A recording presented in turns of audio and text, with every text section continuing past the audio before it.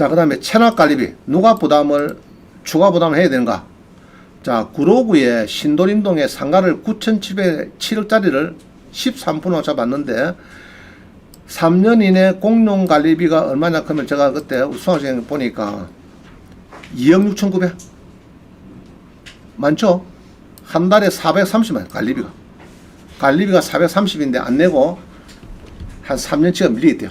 그게 한 2억 6,900인데 대법원에 보면요, 공용관리비는 내야 되고 연체비 이런 거는 안 내야 됩니다. 공제할 수 있는가? 이건 그 이야기네. 제가 이런 거 했어요.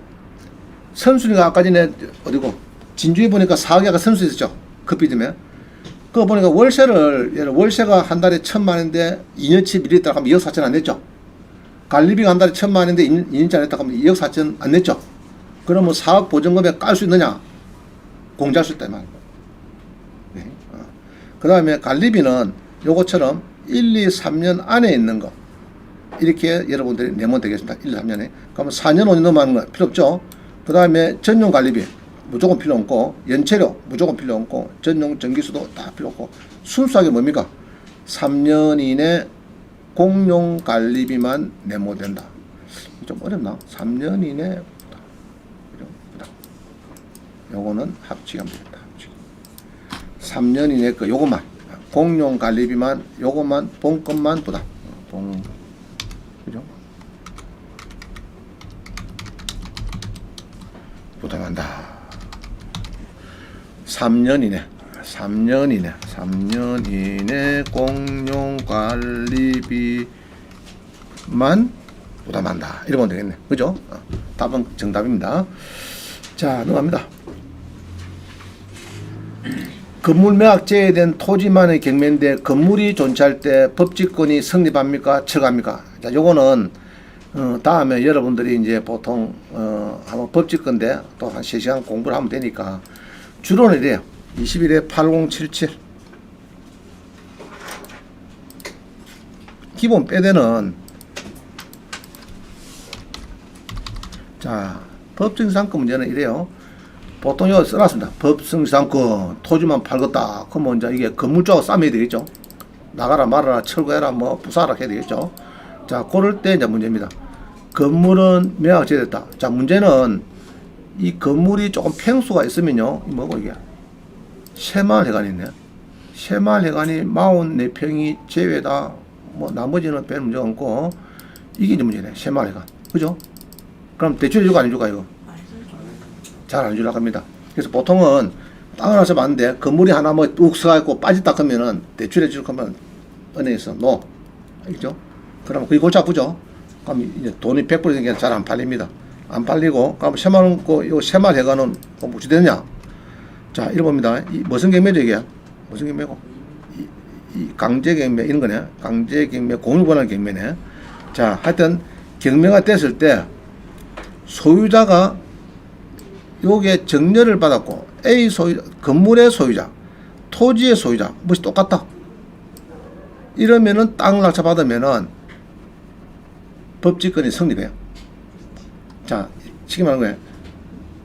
건물도 K고, 땅도 K인데, 여러분이 K 땅을 낙찰받았어요. 그럼 K는 지로는 줘야 되겠지만은 철가소는 못 합니다. 그러니까 요거는 새마을회관은 지로는 달랄 수 있게 당연히 내 땅이니까. 아까 분묘도 무조건 주라 했죠. 그럼 지로는 뭐 한 4% 내놔라. 이러면 주라 하겠지만은 철거해라. 새마을회관, 너가 노인들 쓰는 회관 내놔라. 철거해라. 이런 소리는 할 수 없다. 그죠? 자, 거리 일단 보면 되겠습니다. 근데 땅은 황인지이고, 철수와 영이 아닙니까, 철수. 땅은 철수고, 건물은 영인데, 철수 땅을 내가 잡았다. 그럼 영이 건물은 철거돼. 이해가죠? 철수면은, 이거는 철수 건물은 안 해도 되는데. 하나 물어보시다.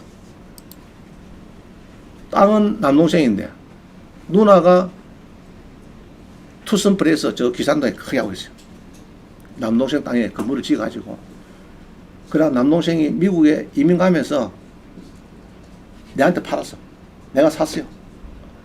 자, 그러면은 투썸 프레서 15주도 안 판다 그럼 투썸 프레서 20년 동안 장사한 거 기산동에 철거라 그러면 내가 이길까 질까?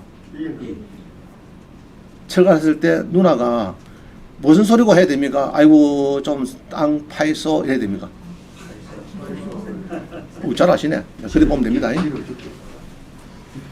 자, 대지 낙찰로 법직권이 성립하지 않은 건물의 지로 미지된 판결문으로 건물만 경매 시에 선수님자. 자, 이런 경우 많습니다. 이 땅을 낙찰 받는데 20일에 2호24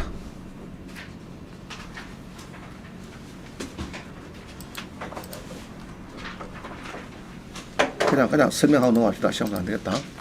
1시간 넘어버렸네요. 자, 간단히 설명할게요. 이 예로 다세대 이런 게 있습니다. 다세대에 지금 여기 있네. 자, 건물만 입찰 유치권이 있고 선순위 가처분이 있고 선순위 세입자 있고 이 땅 주인하고 싸움 붙습니다. 땅 주인이 경매를 넣었어요. 이럴 때 선순위, 자, 여기 봅니다. 밀량에 보면요. 토지만 낙찰받은 사람이 있고 건물 낙찰받은 사람이 있어요. 자, 그럼 토지 낙찰받은 사람이 있는데 건물에 이 토지 낙찰받은 사람이 경매를 시켜요. 지로 돌아간 게 지로 안 줘가지고 경매를 시켰을 때 이 건물에 보면요. 101호에 선순위 전세권이 1억이 있을 수도 있고 전입 확정이 빨라고 1억짜리 세입자 있을 수도 있고 자, 이런 경우에 땅 낙찰자가 경매 넣었을 때 땅 낙찰자가 받으면은 그 선순위 건물에 대해서 선순위 건물에 대해서 철거를 할 수 있고 이래 보는 거고요. 부당이득에 반환 청구도 할 수 있고 그 다음에 요 보면은 자, 요번 4번입니다. 대항력 있는 임차인의 경우에 위 태거 청구에 대항할 수 있는지 대항할 수 없습니다. 자, 이런 겁니다. 땅 낙찰 받았어요. 건물인데 유치권이 오겠어. 이건 필요 없습니다. 땅 낙찰하고 싸움 붙으면은 유치권자는 땅에 불법 행위다 해갖고 분명히 나갈 겁니다. 알겠죠? 자, 그 건물에 선순위 세입자가 1억짜리가 5명 있어요. 나 배째라! 이래 할 수 있느냐? 안 됩니다. 나 선순위 전세권인데 안 됩니다. 땅 낙찰자한테는 못 이깁니다. 그게 대부분 판례 입장입니다. 이거는 많이 물어봐요. 수학생들이 이 땅을 예로 받았는데 건물이 50억인데 10억까지 떨어져요. 좋은 건물인데. 그럼 받았을 때 그거 보니까 세입자가 아파트가 20개인데 세입자가 한 10명이 2억짜리가 한 10명이 막 들어왔습니다. 그거를 나중에 지로 안 했다 해서 내가 땅을 소유자인데 낙찰받은 소유자인데 나중에 20개를 아파트를 경매에 닦아 넣었을 때 내가 낙찰받고 땅 낙찰자가 낙찰받고 나가라 했을 때 나 선순위 전세권자인데 선순위 대항력 임차인데 주락습니다. 그게 안 되나요? 그 얘기를 하는 거죠. 판례가. 자, 넘어갑니다. 건축 중단된 건물인데 허가권을 가질 수 있느냐? 자, 우리 판례 입장은요. 이 건물 중단화가 말하는 게 있어요. 20에 7097. 이런 경우에 낙찰자가 허가권을 가져올 수 있느냐? 판례 입장은 가져올 수 있다. 이래 봅니다. 배를 막 그게 없으면은 자, 화면 보세요. 하면 땅을 경매에 놓았는데 건물은 빠졌어요. 건물이. 자, 건물이 짓다 말았습니까? 다 짓습니까? 지금? 짓다 말았죠? 짓다 말았고, 요 보면은 7층인가? 뭐를 지으려다가 몇 층 짓다가 했노? 여기 있네. 6층 지으려다가 지금, 6층 하려다가 지금 2층 짓다가 말고 땅이 되버렸어요. 낙찰 받았어요. 그러면은 이 허가권을 그러면 내가 가올 수 있느냐? 이게 나 판례 입장 가올 수 있다는 이야기입니다. 그러면 구청에서 울주군에서 허가권을 건축주 매입행위를 안 해주라 하더라. 그것도 해주라. 판례 입장은 그런 이야기입니다. 해주라. 허가권도 주라. 자, 이런 이야기입니다. 요 보면은 판례 있죠. 토지와 그 토지의 건축 중인 건물에 대한 경매 절차상에 확정된 명확 결정서 낙찰받았죠. 그에 따른 매각 대금 완납 서류 등이 건축 관계자 변경 신고에 관한 권리관계 변경을 증명할 서류에 해당되는가 적거될 수 있다. 그래서 여러분한테 유리한 판례가 있습니다. 그래서 아마 대부분 소송해 보면은 여러분이 허가권하고 다 가져올 수 있다. 이렇게 보는 겁니다. 짓다가 말한 거. 그런 게 많아요. 땅 주인한테 힘을 더 실어주는 겁니다. 안 그러면 뭐입니까? 그럼 저게 뭐 100년 갈 건데 저 가만 놔두면 주고 뭐 땅을 쓰지 못하고 막 그럴 것 아닙니까? 그런 것보다는 땅 낙찰자한테 힘을 실으는 것이 낫다. 판례입장은. 그래서 아마 그렇게 움직이는 것 같아요. 자, 지분이라 대출됩니까? 안 됩니까? 안 된다. 조심해야 되고요. 잡종지인데 지분이구나. 그 뭐 생긴 거는 잘생겼습니다. 52% 잘생겼는데 대출이 안 된다. 이 골치 아프고. 자, 그 다음에 충북 영동에도 자, 근데 보통 보면요. 주택인데 토지 지분 건물 전부 이거는 토지 지분 아닙니다. 20에 21. 이런 경우에는 이제 도로 지분은 상관없죠. 땅 한 필지가 있고 도로가 한 필지 있고 건물이 있는데 그러면 도로 지분에 예로 5분의 1가 있고 땅은 온 건데 그런 경우에 낙찰 받으면은 문제 있다 문제 없다. 문제 없죠, 그죠? 문제 없습니다. 자, 이런 겁니다. 주택인데 딱 보니까 아이고 지부인의 원장님은 지분은 대출이 안 되고 어렵다 그러던데 근데 딱 보니까 건물은 딱 되는데 그죠? 근데 땅을 딱 보니까 두 필지인데 도로에 뭐 4분의 1 지분 문제 있다 문제 없다? 문제 없죠, 그죠? 이해가시죠? 그래서 그런 거는 이제 문제도 없고 대출도 잘해준다 이런다. 집 잘생겼네, 그죠? 영동에 충북 영동에 딱 하나 아담하게 생긴, 그죠? 생겼습니다. 이런 거는, 그죠? 절반가 딱 떨어진 게 괜찮죠? 또, 내곡면이니까 요거는 또 농림지역 농업보호구역이니까 또 됐고, 자, 농업보호구역 잘 봅니다. 농업보호구역은 만약에 농지라도 이런 거는 전부 다 단독주택이 됩니다. 그죠? 외우세요. 농업보호구역은 단독주택 신축구역, 농업보호구역. 농업진흥구역은 농어주택 신축구역, 농어주택. 단독주택 아니고 농어주택. 틀립니다. 농업보호구역은 땅이 비싸요. 저기 하만 저수지 보면은 막 한 100시대 서울 사람들이 별장 사갖고 다 지나가는 게 농업보호구역입니다. 그건 비싸요. 좋습니다. 그럼 이런 거는 이제 한번 농어가 주택 양도세 특례에 해당되는 거니까 사셔가지고 딱 하나 가있어도 서울 사람이 아파트 팔 때 아무 문제 없어요. 주택 수익 안 들어갑니다. 이거는 좋습니다. 별장처럼 하나 가있어도 좋다. 자, 낙찰 전인데 대출 한도를 어디다 물어볼까? 자, 이것도 중요합니다. 낙찰. 여러분 농협에 구민을 전화해 보세요. 안 알려줍니다. 예? 그 낙찰 받는다고요? 그 뭔데 그게? 부터 이제 경매경자고 잘 몰라요. 은행은 잘 몰라요. 그래서 이제 딱 요 전해 보면은 특히 우리 여기에 많이 있다. 근무원 부장. 내가 만날 때 차는 이제 부장 됐어요. 술도 안 사고. 술 사야 부장 대우를 받을 건데 술 안 샀어요. 근데 보통 보니까 요쪽은 서울 거는 취급 안 하고요. 평택 이런 거 안 합니다. 안 하고 주로 영남 거. 경상남북도, 부산, 막 울산 정도까지는 되겠나 싶다 내 느낌에. 자, 전입세대 열람을 잘했는가? 요거는 자 그냥 간단히 보겠습니다. 가련동에 과천에 2억까지 떨어졌어요. 수원시 전화 왔어요. 원장님 2억까지 떨어졌는데 낙찰 받겠대. 왜냐 했더니 보세요. 전입세대가 지금 없지 않습니까? 전입자가. 그러면 끝난 거 아닙니까? 끝내 그랬습니다. 재수강해라. 하면 내가 다 알려줄게. 그래서 등기부를 건축물 대장을 딱 띄습니다. 띄니까 오른쪽이 뭡니까 이게? 3동 1호. 자, 우리 등기부 등본은 뭡니까? 등기부 등본. 등기부 등본은 3동에 2층 1호고. 알겠죠? 등기부 등본은 3동에 2층 1호. 자, 그래서 옥션은 3동에 2층 1호 하니까 없더라. 알겠죠? 자, 지주옥션은 건축물 대장에 있는 3동의 1호, 3동의 1호, 등기부 아닙니다. 등기부 등본 아니고 건축물 대장 3동 1호를 띄니까 있다 없다 지금? 있다 아닙니까? 공시가 있다 아닙니까? 이 사람 전세가 5억짜리입니다. 그럼 낙찰 받으면 된다 안 된다? 그 지가 재수하기 잘했지. 안 하고 덜렁 받았으면 어떻게 됩니까?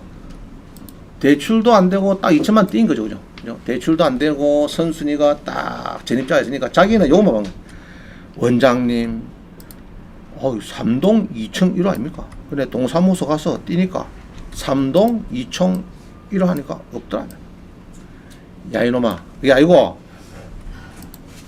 전입세대는 항시 여기 기준이다. 여기 건축물이 기준이고 요 오른쪽 뭐라 하는 게 3동 1호가 3동 1호. 그래 띠봐. 그 3동 1호 띠니까 어이 나오네. 알겠어요? 자 다시 전입대란 내역은 등기부등본이 기준이다. 건축물 관리대장이 기준이다. 아시겠어요? 특히 빌라에서 이런 사건이 많이 납니다. 빌라에서 이 낙찰 받아면 이제 코피 되는 거예요. 그래서 여러분이 이제 그 지족션하고 옥션원이 있는데 두 개 다 좀 보시다. 전입세 연락 내역은. 근데 그동안 쭉 보니까 지족션이 잘해. 아시겠어요? 지족션은 이렇게 뛰는데, 옥션원은 이렇게 뛰어. 그럼 뭐 지족션도 봐야 된다, 안 봐야 된다. 낙찰 받는 물건은. 아시겠어요? 지족션에도 전입세 연락 내역 다 붙여놨거든요. 꼭 보세요. 이건 볼 수 있죠? 자, 넘어갑니다. 자, 전입시라는데 두 통을 받자. 자, 중구 신당동에 1억까지 떨어졌어요. 그래서 이제 보니까 요건 또 이래요. 구주소, 남산동, 중구 신당동 번지를 넣었습니다. 자, 한명으로 사면 중구 신당동 844에 남산타워 이라니까 없어요. 그러나 중구 세주소 다산로 32 500여 하니까 5억짜리 전입자가 티 나와요. 자, 그럼 전입자람 내역은 두 통을 받는데 그게 빠졌네. 신주소, 구주소.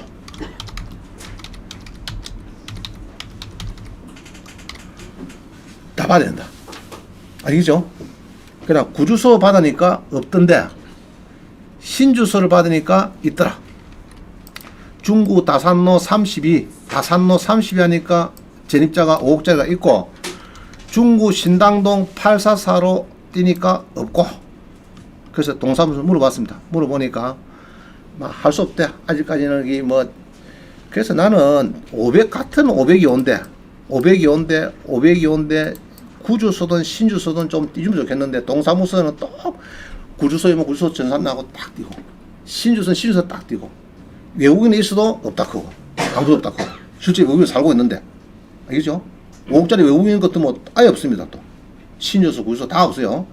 그게 문제입니다. 그래서 저를 법무부 장관으로 초대해 주시면은 제가 출입국 관리사무소 이 법무부하고 그다음 행정자치부하고 전부 다 전산을 합치게 해가지고 쫙 500여 원은 외국인도 있고 전입자도 있고 이렇게 딱 뭐 신주소 구주소 들고 다 해주겠다는 겁니다. 갖고 얼고 병구도 만들고 자 이제 이 사건 하나 벌인 게 있습니다. 외국인이 공매인데 외국인이 전입자 있었어요. 이런 사람들이 있는데 이 공매도 보면은 아예 없다고 되어 있어요. 전입 세대가 없습니다. 그러나 재외국민 국내 거소 신고 임대차 법상 대항력이 있다. 하여튼 외국인은 동사무소가 아니고 출입국 관리사무소에 등록하면은 그게 됩니다. 그죠? 국내 거소 사실 증명에 의해서 국내 거소 사실 증명에 의해서 보면은 딱 해놓으면은 주소를 해놓으면은 동사무소 전입한 것처럼 봐준다. 이해가시죠? 외국인도 자, 요 공매가 있습니다. 공매에 보니까 전입자가 없다 되었어요. 없다 되었습니다. 근데 실제로는 외국인이 있어요. 외국인이 전세가 뭐 있으니까 그 전세 1억 얼마는 낙찰자가 추가 부담입니다. 조심해야 돼요. 그래서 똑똑 두드려 가지고 물어봐야 돼요. 자, 답사 갔어. 벨이 있어. 오피스텔에. 누르면 되는데 아이고 누리가 조폭 너무 작고 이러면 안 되고요. 용감하게 딱 누리니까 꼬마 나왔어. 하와이요 사고 뭐 이상한 소리 한다. 그러면은 이제 아유 조심해야 돼. 그죠? 니 언제 왔나 걔네 한국에 5년 전에 왔대. 5년 전에. 경매는 설정이 2년밖에 안 됐는데 5년 전에 와서 살고 있대. 그럼 뭐 됩니까? 선수리 맞죠? 이런 것도 따져가면서 따져야 됩니다. 자, 그 다음 80번. 동이라는 물건이 경매와 공매로 진행 중인데 경합 중인데 공매가 더 저가가 아닌가. 자, 보니까요. 경매는 10억인데 공매는 5억까지 들었어. 경매는 6억 6천인데 3억까지 떨어졌어요. 8,500인데 800만까지 떨어졌어요. 2억 7천인데 6천만. 뭐 문제는 있겠지만은 하여튼 이 같은 호수가 이걸 경합이라고 그래요. 경합인데 요거는 다음에 별도로 움직일 겁니다. 한번 다시 한번 분석하는 걸 해드릴 겁니다. 그거 다시 하면 되겠고. 자, 넘어갑니다. 마지막 문제. 81번. 잔금 납부 전에 세무서에 매매 사업자 등록을 미리 해야 되지 않느냐? 자, 77%, 66%인데 여기에 금년에 아마 55%, 44%로 바뀔 것 같아요. 이게 아직까지 안 바뀐 것 같은데. 자, 이게 사업소득세 내는 것이 양도소득세보다 훨씬 더 좋더라. 그래서 부가세 면세사업자로 사업자 등록 신청할 거면 주업태를 부동산 매매 주업증 코드는 703011. 자, 외웁니다. 코드 이거 외웁니다. 703011. 여기 쉽죠? 703011. 자, 그래서 왼쪽에 있는 사업소득세 부가세 면세사업자로 사업자 등록을 신청하자. 과세 사업자를 하지 말자. 왜냐 그러면은 주로 여러분들은 85제곱미터 이하를 받기 때문에 면세 사업자다. 주로가.